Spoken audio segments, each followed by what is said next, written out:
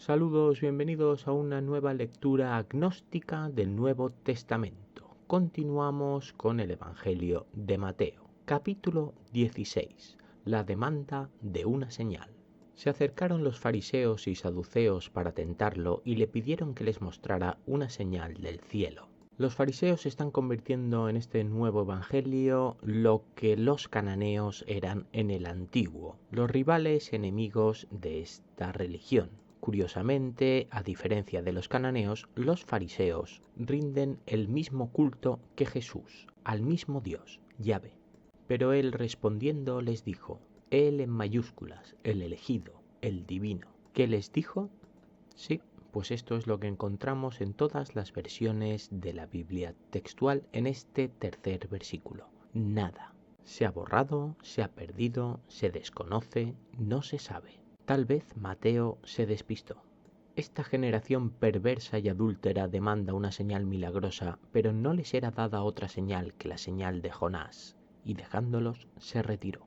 No es la primera vez que Jesús se refiere a la señal de Jonás en este Evangelio de Mateo. Como mi memoria es muy limitada, además de selectiva, ya que trato de no guardar datos que no me interesan para mi propósito, que es únicamente la búsqueda de la existencia de Dios. No lograba recordar en ninguna de las ocasiones nombradas qué es lo que ocurrió con Jonás, aparte del suceso con la ballena y la cepa que se le secaba. He luchado contra la pereza que me daba revisar datos y me he ido a buscar qué es lo que se me había podido olvidar. La sorpresa ha sido descubrir que nada. La supuesta destrucción de Nínive a la que ya se refirió Jesús, no en este versículo directamente, pero sí que hace referencia a ella en otros anteriores de este Evangelio, no existe en el libro de Jonás. Ese libro no termina con esta destrucción, sino con una profecía de que así será. Nínive, a partir de datos arqueológicos confirmados, no existía ya en tiempos de Jesús, así que podemos entender a lo sumo que éste achaca la desaparición de esta ciudad al caso omiso de las advertencias de Jonás. Esta interpretación divina de tal suceso creo que puede quedar fácilmente descartada con la aportación de datos históricos y arqueológicos actualmente plenamente confirmados. La levadura de los fariseos. Cuando llegaron a la otra orilla, los discípulos habían olvidado llevar panes. No es la primera vez que advertimos la mala previsión de provisiones de estos discípulos elegidos de Dios. Jesús les dijo, cuidaos y guardaos de la levadura de los fariseos y saduceos. Os pido que prestéis un poquito de atención porque este subcapítulo es un poco gracioso también, tiene un formato casi de gag. Nos situamos en la otra orilla de donde da igual, creemos que es el mar de Galilea y si no, no importa, tampoco le ha importado a Mateo contárnoslo, y los discípulos se dan cuenta de que se han olvidado el pan, la comida. Entonces Jesús les advierte que tengan cuidado con la levadura de los fariseos y de los saduceos. Dato importante, porque no les dice únicamente que tengan cuidado de la levadura, sino de la de estos. Ellos entonces razonaban entre sí diciendo, es porque no trajimos panes. Ellos yo me los imagino cómicamente preocupados por poder comer. Entienden que Jesús se refiere a esto necesario para hacer pan, aunque prohibido por la ley de Yahvé. Los panes del pueblo de Israel no pueden contener ningún tipo de levadura. Sabiéndolo Jesús dijo, ¿qué estáis hablando entre vosotros, oh faltos de fe, de que no tenéis panes? Jesús, que en 2 tandas de milagro ha dado de comer a más de 9.000 personas porque han sobrado canastos para repetir, les está oyendo conjeturar y les recrimina que aún así no tengan fe. ¿Cómo pueden preocuparse de alimento si éste coge un pan y comen 1.000? ¿No entendéis aún? ¿No recordáis los 5 panes de los 5.000 y cuántos cestos recogisteis? Pues no, da la sensación de que estos no han quedado en absoluto sorprendidos con 2 milagros de esta magnitud. Por lo que parece, ninguno de los 12. ¿Qué ha podido ocurrir aquí realmente? Porque a mí, mi sentido común, solo me da una única opción. y es que todo ha sido un invento posterior de Mateo. Ni los 7 panes de los 4000 y cuántas canastas recogisteis. Ni lo saben ni se acuerdan cuántos días han pasado. En principio 1, máximo 2. ¿Una semana? ¿Ya lo han olvidado? ¿O es que en absoluto lo han vivido? ¿No entendéis que no os hablo acerca de panes, sino de guardaros de la levadura de los fariseos y saduceos? Aquí está el quid de la cuestión, el rizo del gag. Jesús no está hablando de panes, sino de levadura, la levadura de los fariseos y de los saduceos. Jesús está haciendo referencia a aquella parábola que leímos hace 2 o 3 capítulos, la de la levadura que fermenta entre los suyos y todo lo contamina. Entonces entendieron que no les decía que se guardaran de la levadura de los panes, sino de la enseñanza de los fariseos y saduceos. Ahora sí. La confesión de Pedro.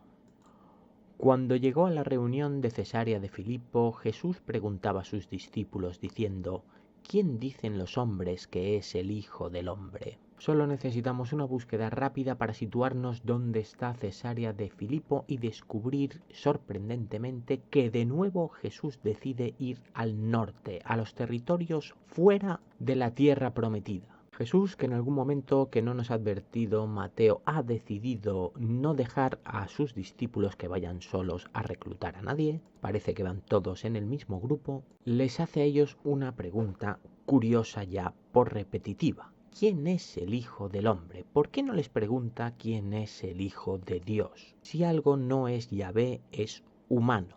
No puede referirse entonces a ser el Hijo de Yahvé. Lo que parece que a Jesús le interesa realmente es ser reconocido como el Hijo del Hombre, al único hombre al que se ha hecho referencia directa del cual puede provenir es al gran rey David. Jesús parece preguntarles entonces a sus discípulos qué es lo que opinan la gente de Cesarea de Filipo, de esta región, quienes creen ellos que es el legítimo sucesor del trono. Y ellos dijeron: unos Juan el Bautista y otros Elías y otros Jeremías o uno de los profetas. Curioso que todos están muertos, incluso el más reciente, Juan el Bautista. Por lo tanto, estos no pueden ser referencia para alcanzar ningún trono actual. Podría ser que cada uno de ellos proviniera de una línea sucesoria distinta. Hemos visto a lo largo de la lectura del Antiguo Testamento cómo sucedían hijos no primogénitos en los tronos de los reyes que abdicaban o morían. Incluso desde el primero de ellos, Moisés, les dice: ¿y vosotros? ¿Quién decís que soy yo? Parece que la respuesta no es del todo del agrado de Jesús y decide hacerle la pregunta a sus discípulos directamente, casi poniéndoles la respuesta en sus labios. ¿Y vosotros, quién decís que soy yo? Yo, en mayúsculas, yo. Respondiendo Simón Pedro dijo: Tú eres el Mesías, el Hijo del Dios viviente. Pedro, demostrando que es el más avispado de los 12, da miedo pensar en cómo deben ser los demás, responde aquello que Jesús pretendía oír: Tú eres el Mesías. Atención, el Hijo del Dios viviente. No quiero resultar quisquilloso con la interpretación de los versículos tan a lo literal, pero es que si esto proviene de la palabra de un Dios, al menos el Antiguo Testamento, hay que confiar en que la respuesta solo la podemos encontrar en sus propias palabras. Aquí nos dice el Hijo del Dios viviente. Antes nos ha dicho el Hijo del Hombre. Dios no puede ser viviente, porque viviente se vendría a referir a aquel que aún está vivo. Por lo tanto, podríamos entender que ese Dios podría llegar a morir. Esto no puede ocurrir con Yahvé. Yahvé es eterno, es el creador de todas las cosas. Por lo tanto, o esto es un error de traducción, o el Hijo del Dios viviente puede referirse a alguna figura divinizada, algún hombre divino. David no está vivo. Este es el hombre al que él se ha referido para demostrar la pertenencia a su estirpe y a esa supuesta posibilidad de reclamar el trono. ¿Podría Jesús aquí indirectamente tratar de reconocer que él, como no es hijo de José, eso lo sabemos desde el principio de este evangelio, pudiera haber sido engendrado por algún hombre divino, un sacerdote, incluso un rey. Pero eso solo crearía conjeturas hipotéticas a las cuales no tengo ninguna intención de entrar, ya que me desviaría de mi propósito. ¿Existe el Dios eterno? Respondió Jesús y le dijo: Bienaventurado eres, Simón Bar Jonás, porque no te lo reveló carne ni sangre, sino mi Padre que está en los cielos. Curioso aquí también cómo se refiere a Pedro. Sabemos que se llama Simón, pero Simón Bar Jonás parece que hace referencia a que éste sea de la estirpe de Jonás. Esto para mí no tiene la más mínima importancia, pero sí que me resulta gracioso que advierta que, atención, esta respuesta no se la ha revelado carne ni sangre. Esto no ha sido pensado por él. Recordemos la pregunta que le hace Jesús: ¿quién soy yo? ¿Quién dices que soy yo? Yo. Pues la respuesta no se la ha dado él, sino su Padre que está en los cielos. Aquí sí que parece que se refiere directamente al Dios creador. Por lo tanto, lo más probable es que eso del Dios viviente sea un error de traducción. Y yo también te digo que tú eres Pedro, y sobre esta roca edificaré mi iglesia, y las puertas del Hades no prevalecerán contra ella. Y yo te digo que tú eres Pedro. Esto es conocido ya en nuestra cultura, que Pedro quiere decir piedra. Su nombre es Simón. Jesús le otorga este apodo con el que viene a significar que a partir de él será la piedra más importante de su culto. Un credo tan seguro y poderoso que les protegerá absolutamente de la influencia del Hades, el infierno de los griegos. Un infierno pagano. Te daré las llaves del reino de los cielos, y todo lo que prohíbas en la tierra habrá sido prohibido en los cielos, y todo lo que permitas en la tierra habrá sido permitido en los cielos. Atención, porque esto sí que me sorprende debido a que el reino de los cielos es aquel premio al cual todo cristiano desea alcanzar, la felicidad eterna. Para acceder a esta eternidad supuestamente idílica, es obligatorio haber cumplido la ley de Dios a rajatabla, algo que todos los seguidores y conocedores de este culto cristiano identifican con una vida de sufrimiento. La ley no es fácil de cumplir. Si renunciamos a la tentación de los placeres carnales, únicamente es por la promesa de conseguir una recompensa mayor para toda la eternidad. Pero si interpretamos literalmente lo que dice Jesús aquí al encargado de dejarnos pasar al cielo o no, queda perfectamente claro que nos espera. Todo lo que está prohibido en la tierra también está prohibido en los cielos. Todo lo que permitas en la tierra es lo que se permitirá en los cielos. Por lo tanto, lo que nos espera en los cielos es lo mismo de lo que tenemos aquí: sufrimiento, obediencia y subordinación a la ley de Dios. Eso sí, eternamente. Entonces advirtió a los discípulos que a nadie dijeran que él es el Mesías. Ups, sorpresa. Llevamos todo este evangelio, 16 capítulos, anunciando prácticamente a voz en grito que Él es el Hijo de Dios. Ahora de repente, cuando todo el mundo lo sabe ya, cuando ha venido gente desde Jerusalén a decirle: tú eres el Mesías, fariseos, escribas, saduceos, a los de Cesarea de Filipo preguntándole: ¿quién es el Mesías, el Hijo del Hombre? Ahora de repente les dice a estos, eso sí, en mayúsculas: Él, el divino, que no digan quién es. Jesús anuncia su muerte. Desde entonces Jesús comenzó a declarar a sus discípulos que debía ir a Jerusalén y padecer mucho de parte de los ancianos, de los principales sacerdotes y de los escribas, y ser muerto, y ser resucitado al tercer día. Jesús sabe perfectamente que su causa va en contra de la ley. Es herejía.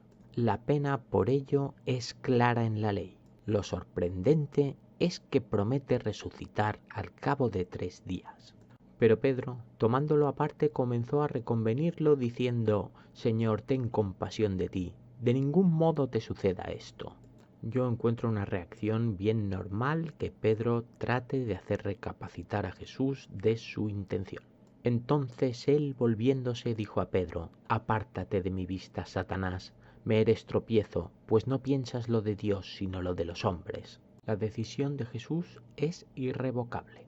Entonces Jesús dijo a sus discípulos: Si alguno quiere venir en pos de mí, niéguese a sí mismo, tome su cruz y sígame. Jesús, completamente convencido y obstinado de su propósito, pone a prueba el compromiso de sus discípulos. Si alguno quiere venir conmigo, que no haga caso de su razón ni su pensamiento, que me siga allá donde voy, a la muerte. Porque el que quiera salvar su vida la perderá, pero el que pierda su vida por causa de mí la hallará. Esta ya es una promesa conocida, ya lo hemos leído antes, que aquel que valora la vida terrenal tendrá una muerte eterna, pero aquel que tenga una muerte terrenal por una buena causa ganará una vida eterna. Aunque esta vida eterna ya acabamos de interpretar hace 2 versículos cómo será. Para mí nada atractiva. Pues ¿qué provecho sacará el hombre si gana todo el mundo pero malogra su alma? ¿O qué dará el hombre a cambio de su alma? ¿De qué le sirve conseguir al hombre una vida plácida aquí si desperdiciará la eternidad de su alma? ¿O qué es lo que está dispuesto a dar para esa eternidad espiritual? Una eternidad conforme a lo que está prohibido o permitido en la tierra. Atención, porque el Hijo del Hombre está al venir en la gloria de su Padre con sus ángeles y entonces se recompensará a cada uno según su conducta. De nuevo el Hijo del Hombre, el Hijo de lo humano, está al venir en la gloria de su Padre, ese Padre que tiene ángeles. Este sí puede ser Dios. En esta llegada divina será el momento en que se vean recompensados los que con su conducta han obedecido la ley. Una ley que parece que para Jesús no es otra cosa que aquello que él pretende. De cierto os digo que hay algunos de los que están aquí que de ningún modo gustarán la muerte hasta que hayan visto al Hijo del Hombre viniendo en su reino. Pues este versículo no tengo claro si se debe interpretar en positivo o en negativo. El gustar la muerte puede significar que deseen la muerte cuando llegue el Hijo del Hombre debido a las represalias que llegan con él. Aunque también podríamos llegar a interpretar que desearan morir para alcanzar ese magnífico cielo prometido. Yo de momento quedo un poco extrañado cómo es que ninguno de los discípulos le preguntó si esa resurrección al tercer día únicamente valía para él o para quien le acompañara. Hasta el próximo capítulo, un saludo.